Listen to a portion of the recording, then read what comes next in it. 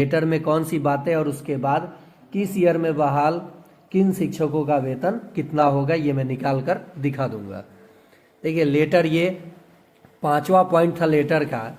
बिहार विद्यालय विशिष्ट शिक्षक नियमावली 2023 यथा संशोधित के नियम 8.1 के अंतर्गत प्रावधान है कि विशिष्ट शिक्षकों को स्थानीय निकाय नियमावली 2020 के तहत उन्हें प्रदान किए गए पूर्ण वेतन संरक्षण पे प्रोटेक्शन प्राप्त करेंगे एवं नियम 8.2 में प्रावधानित है कि इसके अलावा इस नियम के प्रभावी होने पर उनका वेतन फीडमेट मैट्रिक्स के अनुसार, फीडमेट मैट्रिक्स मैं आपको दिखा दूंगा अगले वीडियो में, अनुसार दे होगा। अन्य भत्ते राज्य सरकार की प्रचलित दरों के अनुसार महंगाई भत्ता, मकान किराया, जिसे महंगाई भत्ता यानी डीए मैं कह रहा हूँ, मकान किराया, एचआरए की बात हम लोग करेंगे, चिकित्सा भत्ता जो सबको 1000 मिलता है इसकी भी बात करेंगे, और शहरी परिवहन भत्ता शामिल है। अभी तक ये शहरी परिवहन भत्ता बीपीएससी टीचर को भी नहीं मिल रहा है, लेकिन इसकी चर्चा यहाँ पे है।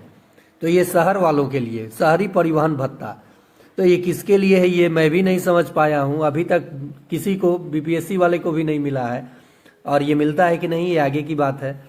अतः निर्देश दिया जाता है कि द्वितीय सक्षमता परीक्षा उत्तीर्ण विशिष्ट शिक्षकों का प्राण भी बनना शुरू हो गया है और उनके वेतन संबंधित कार्य भी शुरू कर दिए गए हैं।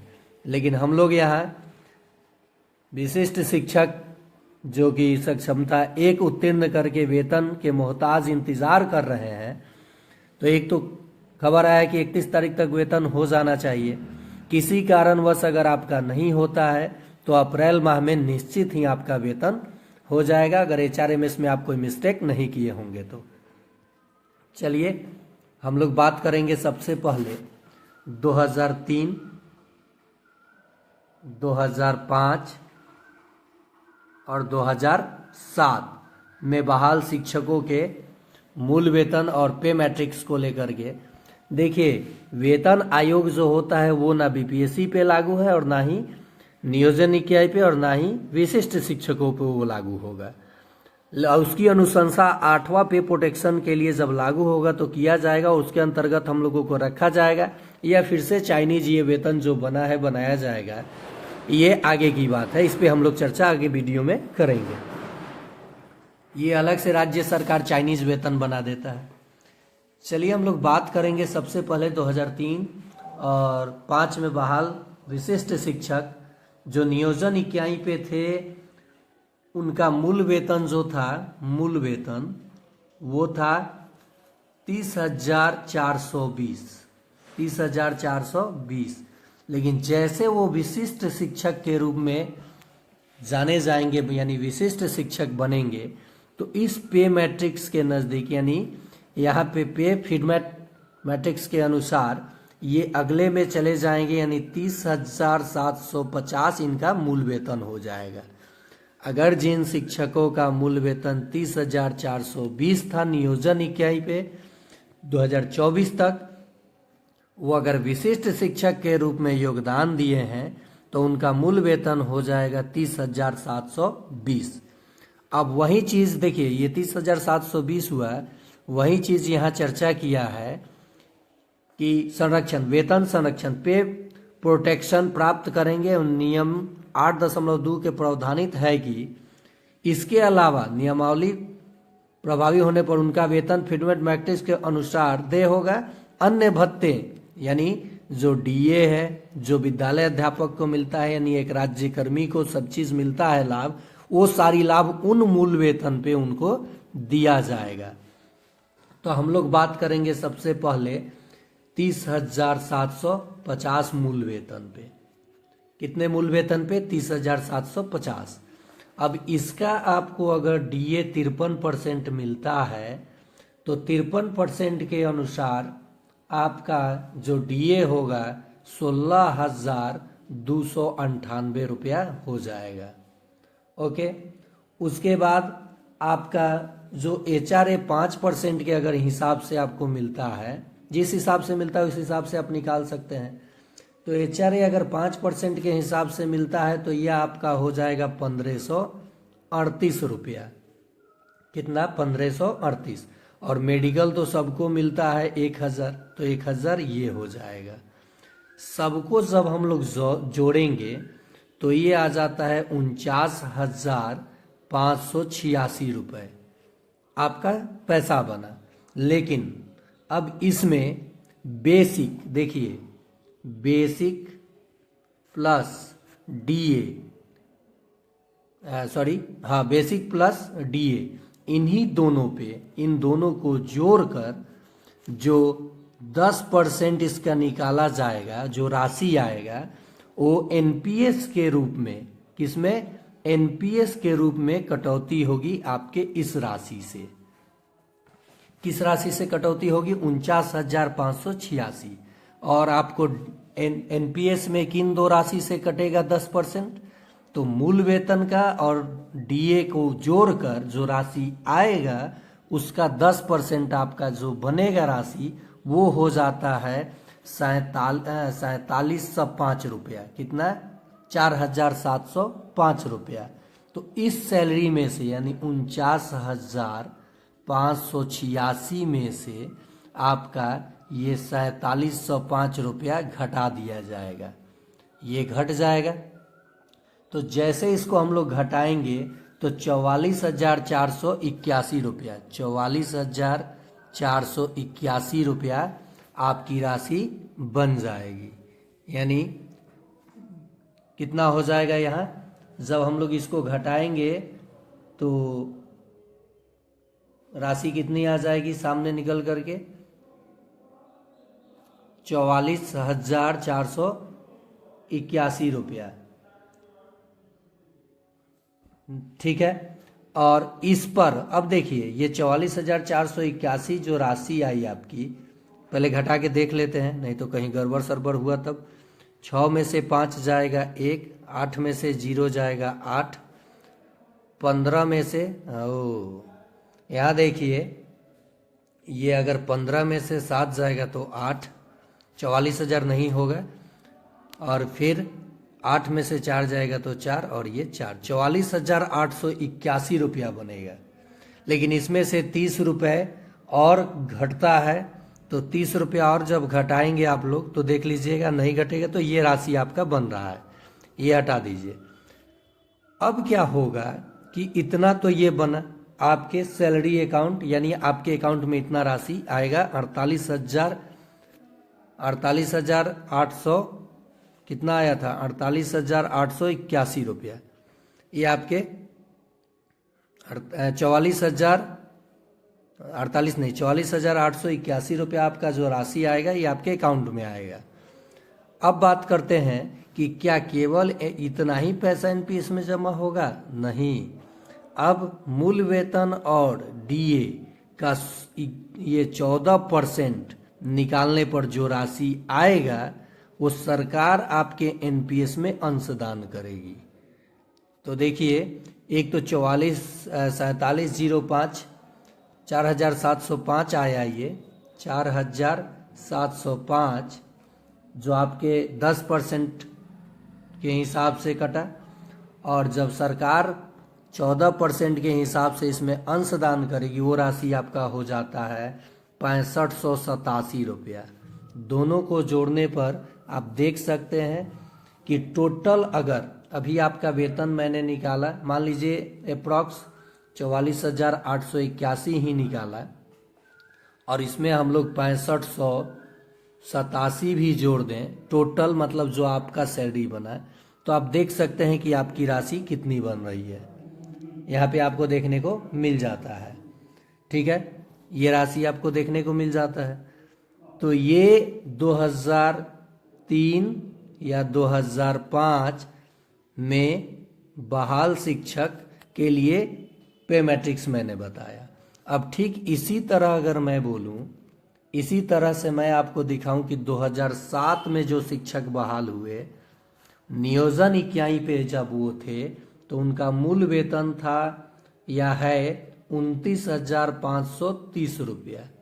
तो इसके नियरेस्ट जो जब वो विशिष्ट शिक्षक बनेंगे विशिष्ट, तो उनका मूल वेतन चला जाएगा, इसके नियरेस्ट जो मूल वेतन है वो है 29,850। ये सब चाइनीज मूल वेतन है। पे प्रोटेक्शन में तो हम लोग आते नहीं है, पहले ही मैं बात बता रहा हूं, लेकिन 8वें मूल वेतन जब लागू होगा तो उस पर बात कहा गया है शिक्षा मंत्री के द्वारा कि वो प्रोटेक्शन शिक्षकों को देने के लिए उस पर बात किया जाएगा। लेकिन क्या कुछ होगा तो ये तो आगे की बात है, भविष्य की बात है। यानी जो शिक्षक 2007 में बहाल हुए वो नियोजन ही गए 2024 तक, इनका मूल वेतन अगर इतना था तो वो विशिष्ट शिक्षक के रूप में मूल वेतन 29,850 हो जाएगा। अब जब मूल वेतन हो गया 29,850, तो अब इस मूल वेतन को मानते हुए उनको इस राशि का डीए जो होगा 53%, कितना 53%, और फिर आपका हो जाएगा एचआरए 5%, फिर हो जाएगा मेडिकल। तो 53% के हिसाब से इनकी जो राशि आएगी 29,850 का 15,820, कितना 15,820। फिर इनका जो एचआरए 5% के हिसाब से होगा 1492, कितना 1492 हो जाएगा, और 1,000 मेडिकल हो जाएगा। तो ठीक जब ये राशि जब हम लोग जोड़ेंगे तो ये 2 9 2 11 के 1 9 2 11, और ये देखिए 0, और ये 9 2 11 और 5 6 ना होगा, तो यहाँ 2, फिर ये 6, और 8 8 16 4 20 के 0 और 1 21, तो 21 का 1 हो जाएगा, और फिर ये 4 8। टोटल सैलरी इनका जो बन गया 48,162। अब मूल वेतन और डीए को जोड़ेंगे, जो राशि आएगा उसका 10% जब एनपीएस में कटेगा तो उसकी राशि हो जाती है 4567। कितनी 4567 रुपए।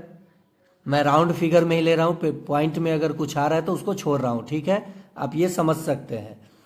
तो ये इतना पैसा 48,162 में से जब हम घटाएंगे तो राशि हो जाएगा 43,595 रुपए, यानी उनके अकाउंट में इतनी सैलरी बन जाएगी। अब इसके बाद तो आप समझ गए होंगे कि ये जो 29,850 और 15,820 को जोड़ेंगे तो उसका फिर 14% सरकार आपको एनपीएस में अंशदान कर देगी। तो टोटल आप लोगों को यहाँ फायदा होते हुए दिख रहा है, और होना भी चाहिए। सेवा निरंतरता का लाभ मिलना भी चाहिए। जब सेवा निरंतरता का लाभ आपको मिलता है तो समझिए कि वरीय आप बन गए, यानी वरीय शिक्षक आप ही रहेंगे, जो वरीयता को लेकर के। लेकिन हाँ, अब बात है कि आप लोगों में से वरीय कौन होगा। अब विशिष्ट शिक्षकों में से क्या सक्षमता 1 पास शिक्षक वरीय होंगे, क्या सक्षमता 2 पास वरीय शिक्षक होंगे। सक्षमता 2 हो सके कि आप ही के ग्रुप के लोग सक्षमता 2 दिए हों, हो सके आप ही के ग्रुप के लोग जो नहीं दिए हैं सक्षमता 3 देंगे। तो उनमें वरीय कौन होंगे, इसके लिए जब लेटर जारी होता है मैं गहन अध्ययन करूंगा। सरकार के द्वारा कोई अगर लेटर आता है तो उस पर मैं पुनः विचार करते हुए वीडियो बना करके आपको समझाने की कोशिश करूंगा। और कोई भी शिक्षा से जुड़ी खबर, शिक्षा विभाग से जुड़ी कोई भी खबर अगर सामने निकल करके आती है तो मैं आप तक एकदम सरल भाषा में पहुंचाने की कोशिश करूंगा।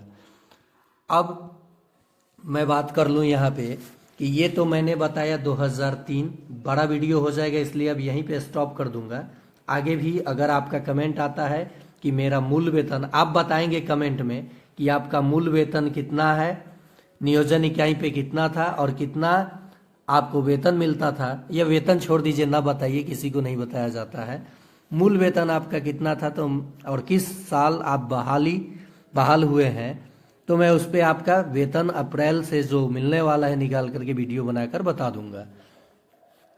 2007, ठीक इसी तरह से 2013 में बहाल शिक्षक, 2011 में भी टेट के आधार पर बहाल शिक्षक, और जब समय समय पर जो शिक्षक बहाल हुए उनका किस पे में आते हैं, पे स्केल उनका क्या है और किस नियरेस्ट में वो जाएंगे, और उस पे सारे लाभ राज्यकर्मी वाला उनको मिलेगा। इस पे मैं आगे वीडियो अलग से बना दूंगा। सबसे ज़्यादा यहाँ अगर किसी को फायदा होते हुए दिख रहा है तो 2022 में जो शिक्षक बहाल हुए उनको ज़्यादा फायदा दिख, क्योंकि सबसे कम अब जो मूल वेतन होगा शिक्षकों का वो होगा 25,000, यानी विद्यालय अध्यापक वाला। और जो 2022 में शिक्षक बहाल हुए थे उनका मूल वेतन जो था 28 लिख दिया, 22 लिखा हूँ, 22,850। लेकिन अब इनका हो जाएगा, सबसे कम जो मूल वेतन होगा वह है विद्यालय अध्यापक वाला मूल वेतन 25,000 होगा। तो इस पे अब इनको सारी लाभ, यानी 2022 में जो शिक्षक बहाल हुए हैं सीटेट वाले ज़्यादातर थे इसमें नियोजन इकाई पे, तो उनका मूल वेतन 25,000 होगा। तो उनको वेतन मिलेगा विद्यालय अध्यापक जितना 35,720, और बाकी सभी लाभ उनको मिलेगा। तो ये था किस सेशन में कितना पेमेंट, किस पे के स्केल के अंतर्गत आप आते हैं, उसके आधार पे मैंने ये वीडियो बनाया। अगर आप चाहते हैं अपने बारे में जानना तो कमेंट करें कि आपका मूल वेतन कितना नियोजन इकाई पे था, विशिष्ट बनेंगे तो आपको कितना मिलेगा। मैं आपका वो मूल वेतन बना करके वीडियो के जरिए आपको बताने की कोशिश करूंगा। तो फिर से रिक्वेस्ट है कि अगर आप वीडियो देख रहे हैं तो लाइक और अपने सारे शिक्षक ग्रुप में शेयर करें, और चैनल को सब्सक्राइब नहीं किए हैं तो सब्सक्राइब कर बेल आइकन दबा दें।